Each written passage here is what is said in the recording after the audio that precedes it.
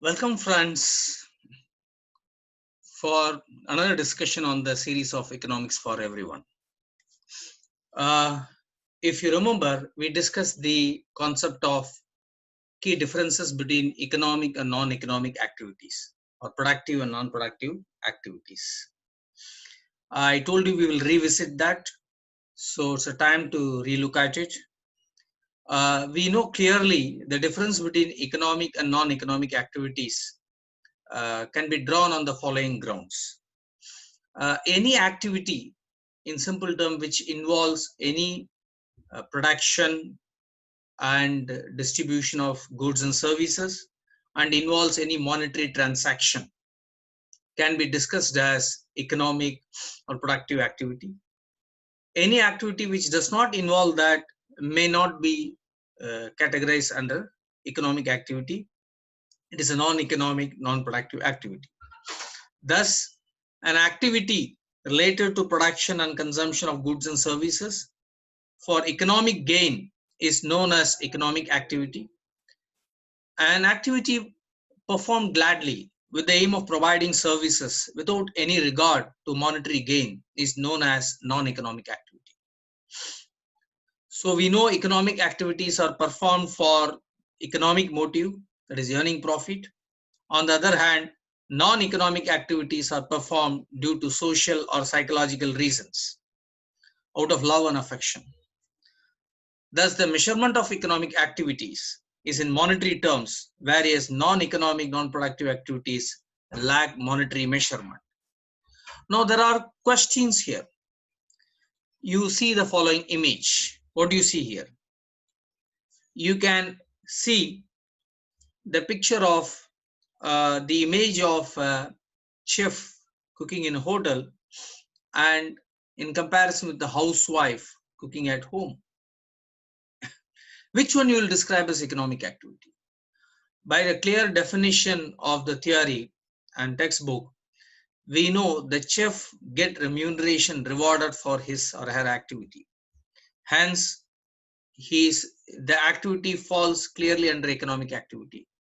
Whereas the housewife or the mother cooks home food without expecting any reward with unconditional love and affection. Hence, technically, it falls under non-economic activity. This is the way things are defined very clearly.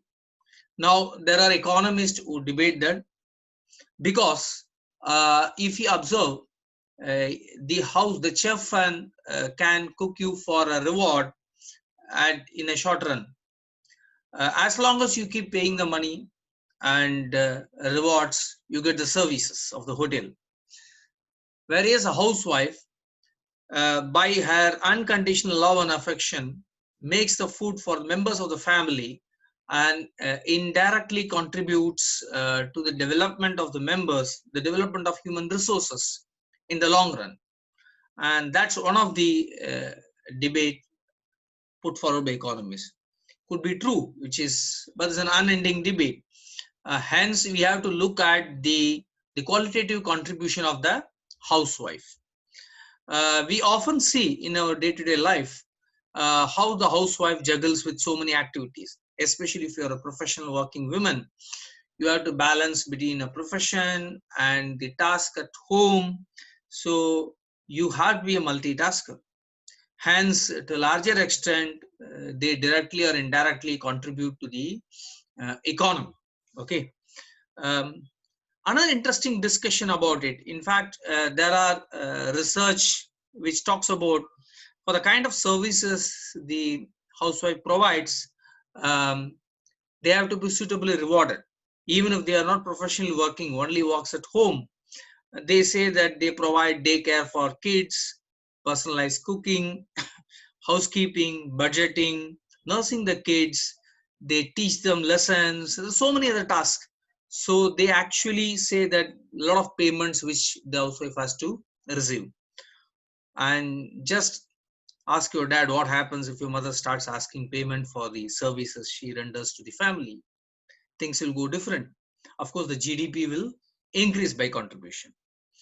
Another interesting question which the economist raises: What about activities which go unreported, unregistered? There are many entrepreneurs, small entrepreneurs or shops, which a lot of deal in cash transaction. A lot of them do not go accounting in the GDP, and that's a challenge, even though they are legal activities. So some of them are even trade in barter, little bit of exchange for goods and goods services even now. So these are all very tough, challenging to capture. So we know economic activity is the activity of making, providing, purchasing or selling goods or services. Any action that involves producing, distributing or consuming products or services in economic activity. So additionally, any activities involving money or the exchange of products or services or economic activity. Hence this unregistered, unreported. Now there is a slight difference. There are legal activities in that and there are underground economic activities. What are they? We talked about legal activities, unregistered, unreported, like an barter trade or an self-employment by small entrepreneurs who trade in transaction. There are illegal, unreported activities, okay, which is illegal production activities. So technically, which is not included in the GDP. It has been a debate that probably we can consider including it. So in many aspects of measuring economic activity, there has been a continuous debates which is coming. Okay. So there are unregistered, unreported legal activities and also underground activities, which are debatable how to measure their contribution. Okay. So both legal and illegal. So today we have seen the distinction between difference between economic and non-economic activity and the definition plus the various debates of valuing the contribution of housewife vis-a-vis the chef of a hotel, and we talked about the valuation and inclusion of unreported, unregistered legal activities and illegal underground activities and the debates related to it. Thank you. We'll meet in the next discussion.